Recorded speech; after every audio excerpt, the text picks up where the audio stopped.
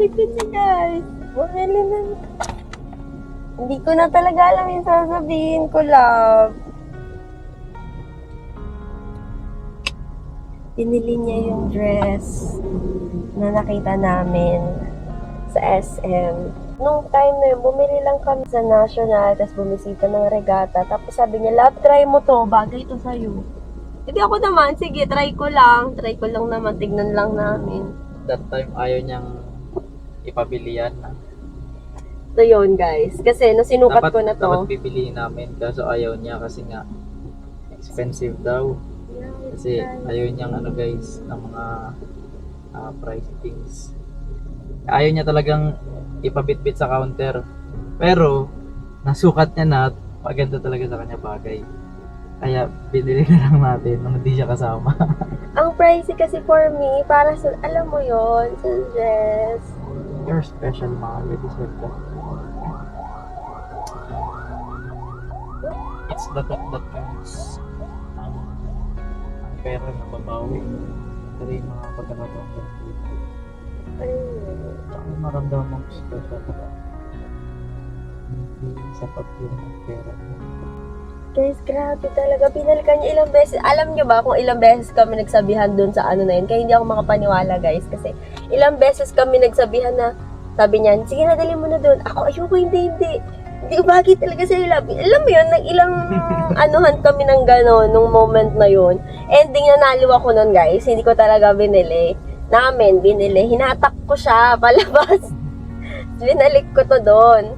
Tapos ngayon, nagulat ako nandito sa kotse. Ito na yung ano. Alam niyo din yung size ko. Ano ba yan? Tignan mo nga. Nakita ko na yung price. Grabe, guys. Hindi ka pala natanggol mo. Diretso kasi nilagay ko din kanina. Grabe. Makita naman ko na. What?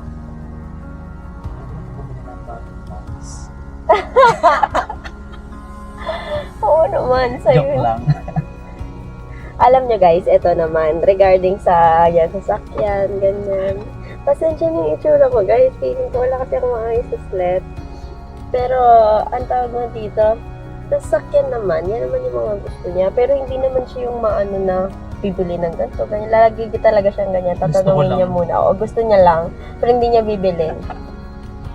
Lagi yan, magtatanong yan sa akin, love, okay ba bilhin natin yung ganyan? Pwede ba siya pumili ng ganyan, gano'n? Alam niyo kung bakit hindi ako makabili guys. Una, may need sa ministry. Pangalawa, magpapakasal kami. Kaya ito din, kaya for me, ayaw ko. Okay guys, kasi magpapakasal kasi kami. magpe-prenup kami. So, hindi kasi yung gagamitin niya. Kaya, Gusto niya yun ang gamitin ko sa prenup. Dadali natin to sa prenup. Dapat pa partneran mo to. ng black din. Pwede. Guys, regarding sa wedding, just pray for us. Yun ang pinakakailangan namin. Just pray for us. We're going to the military trip guys. Yeah. And we will testify it, guys, after.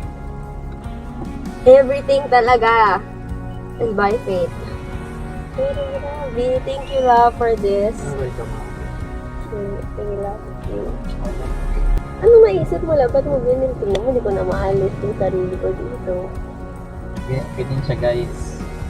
Yan sa kahit mga ganyang bagay, very grateful talaga siya kaya masarap bilhan. Ano naisip mo na ito ako binili? Bakit? Nakita niya kasi guys, yung nung sinuot ko, tapos nagustuhan niya. Tapos tinanong niya ako, okay ba sa'yo? Comfy ba sa'yo? Sabi ko, okay naman. Comfy naman ako, maganda. So, alam mo yun. Tinatanong ko, gusto mo ba? Gusto mo? Hindi sumasagot. Alam ko na yun. Kasi kapag sinabi niya oo, halika bilhin natin. Oo. Hindi siya sumasagot, nakatingin lang sa akin. Hindi natin sasagutin kasi kilala ko siya, guys. Ay, anyway, yun lang guys. Tignan nyo, 8 minutes na akong ganito. Plus mo pa yung kanina. Thank you, love. Alright. I appreciate you. Thank you for making me happy. I love you. And thank you for making me feel so special. You're my suitable partner. Guys, kaya please don't settle for less, okay? Kasi there's still people out there or someone out there na kayang, alam mo yun, kaya kang mahalin kung paano ka minamahal ng Diyos at kaya kang tignan kung paano ka tinitignan ng Diyos.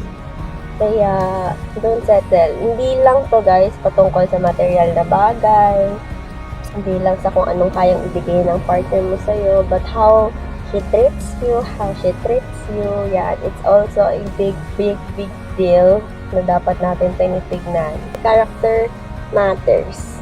And yung love, treatments matters. So, yun lang guys. Again, don't settle. Please, don't settle. Thank you again, love. I love you. You're welcome. I love you. Thank you. Hey guys. Shalom everyone.